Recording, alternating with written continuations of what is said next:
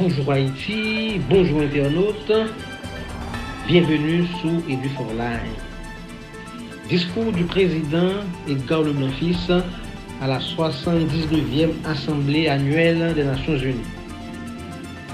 Le président du Conseil provisoire de transition Edgar Leblanc-Fils a pris la parole à la 79e Assemblée annuelle des Nations Unies. Dans son discours, le président Edgar Leblanc-Fils a dénoncé le comportement xénophobe, raciste de l'ancien président des États-Unis, actuellement en course pour la Maison-Blanche envers les Haïtiens de l'Ohio.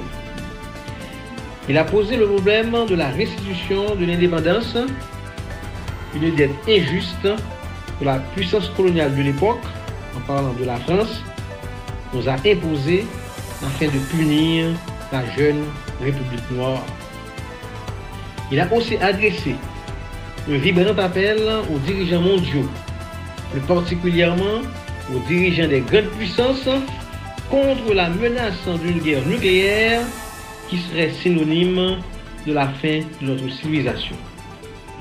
Ce n'était pas dans notre objectif d'analyser le discours du président, mais nous estimons qu'il était important de faire ressortir quelques points forts qui ont retenu l'attention de plus d'un, et plus particulièrement les membres de l'Assemblée à cette session annuelle.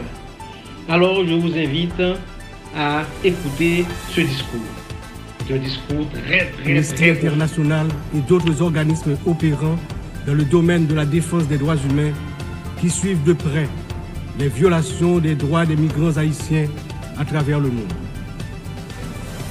Je me permets, au nom du peuple haïtien, de saluer fraternellement tous les amis d'Haïti qui ont fait preuve de solidarité envers les migrants de notre pays, en particulier ceux résidant à Springfield dans l'Ohio aux États-Unis. La longue histoire d'amitié et de solidarité réciproque entre nos deux nations, depuis notre participation à la bataille de Savannah en 1779, nous permet de dire avec confiance que le peuple américain rejette toute incitation à la haine contre notre communauté. La participation active des immigrés haïtiens à différents niveaux de la vie des États-Unis est tangible et significative. À cet égard, les passions qui émergent naturellement lors d'une campagne électorale ne devraient en aucun cas servir de prétexte à la xénophobie ou au racisme dans un pays tel que les États-Unis, une nation forgée par des immigrants de toutes origines et qui s'est érigée en modèle de démocratie à l'échelle mondiale. Monsieur le Président, Excellences, Mesdames et Messieurs, le thème de cette 79e Assemblée générale, ne laisser personne de côté, agir ensemble pour la paix, le développement durable et la dignité humaine des générations présentes et futures, résonne profondément avec les défis majeurs auxquels le monde est confronté aujourd'hui. Ce thème est un appel urgent à l'unité et à la coopération internationale dans un contexte où les inégalités, les conflits et la crise climatique exacerbent la vulnérabilité de millions de personnes à travers le globe. Alors que de nombreuses nations peinent à atteindre les objectifs de développement durable, il est plus que jamais nécessaire de garantir que toutes les voix, en particulier celles des plus marginalisées, soient incluses dans les processus de décision mondiaux. Cette thématique revêt également une importance capitale dans le contexte de la crise actuelle en Haïti. Il incarne l'essence même de notre lutte pour restaurer la paix et la stabilité, tout en assurant que chaque citoyen haïtien, chaque citoyenne puisse jouir de ses droits fondamentaux. Agir ensemble, comme le souligne le thème, est essentiel pour Haïti, car notre redressement ne peut se faire pleinement sans cette solidarité internationale. Monsieur le Président, Excellences, Mesdames et Messieurs, aujourd'hui notre monde est confronté à des défis d'une ampleur sans précédent. Des défis qui préoccupent profondément l'ensemble de la communauté internationale.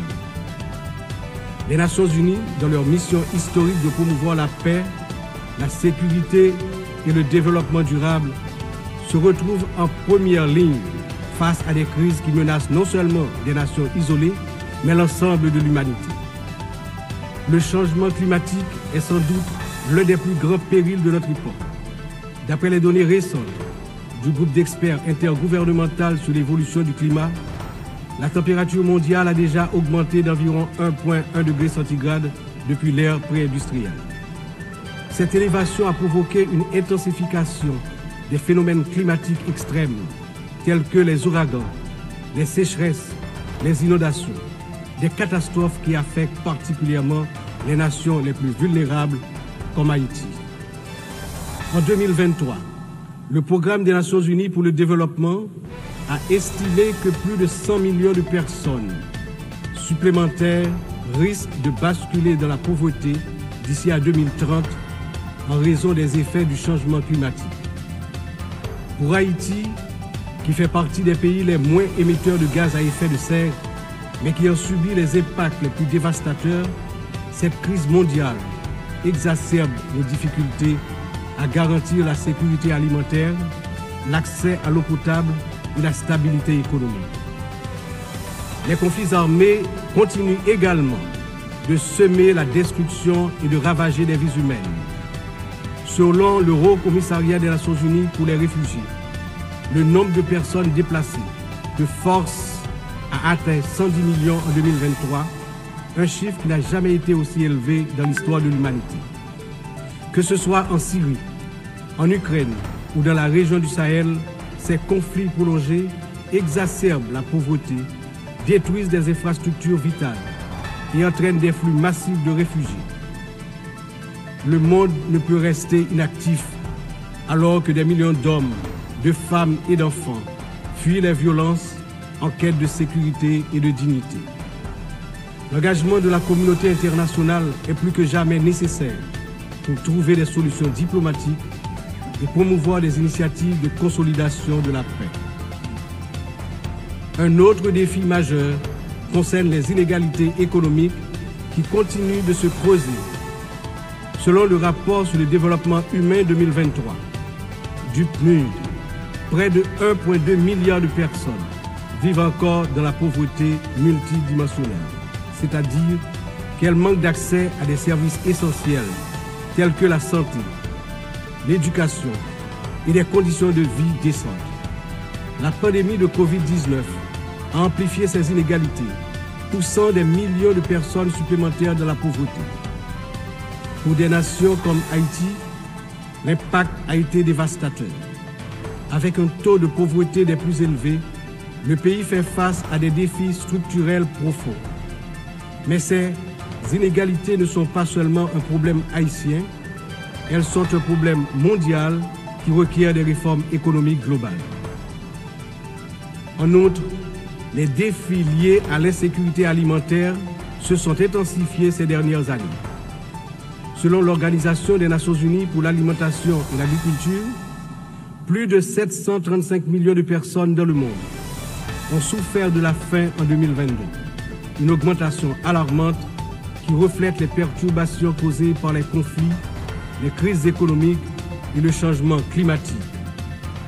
Haïti, malheureusement, ne fait pas exception. Le Programme alimentaire mondial a récemment souligné que près de la moitié de la population haïtienne est en situation d'insécurité alimentaire aiguë. Cette situation n'est pas seulement une urgence humanitaire, mais une menace pour la stabilité de notre nation. Nous devons travailler ensemble pour renforcer les systèmes agricoles, garantir un accès équitable aux ressources alimentaires et lutter contre la faim de manière concertée et durable. Enfin, les progrès technologiques apportent de nouvelles opportunités, mais également de nouvelles menaces. L'accélération du développement de l'intelligence artificielle, la prolifération des cyberattaques, la désinformation mettent en danger la stabilité des démocraties à travers le monde.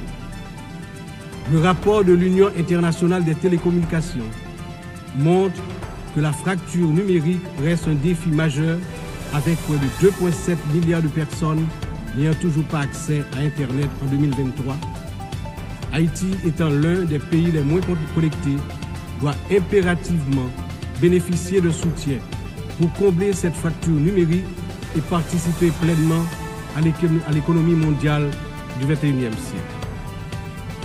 Cette année, Haïti réaffirme son engagement en faveur de la préservation de notre patrimoine commun, les océans.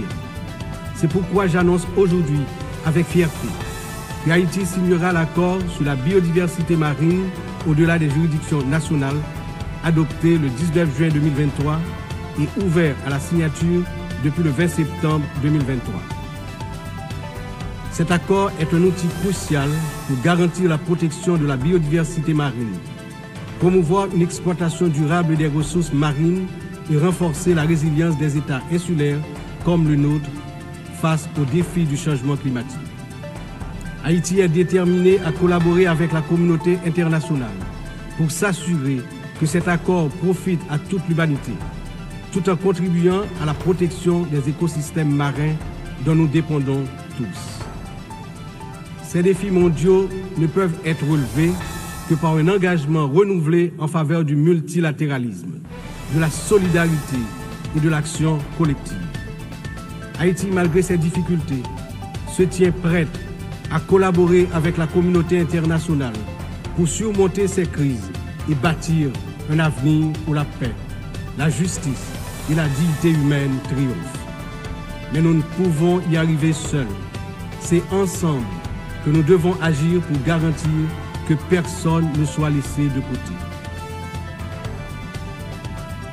Excellences, Mesdames, Messieurs, en proclamant l'indépendance d'Haïti le 1er janvier 1804, le général Jean-Jacques Dessalines, père fondateur de notre patrie, a donné aux droits de l'homme leur caractère universel.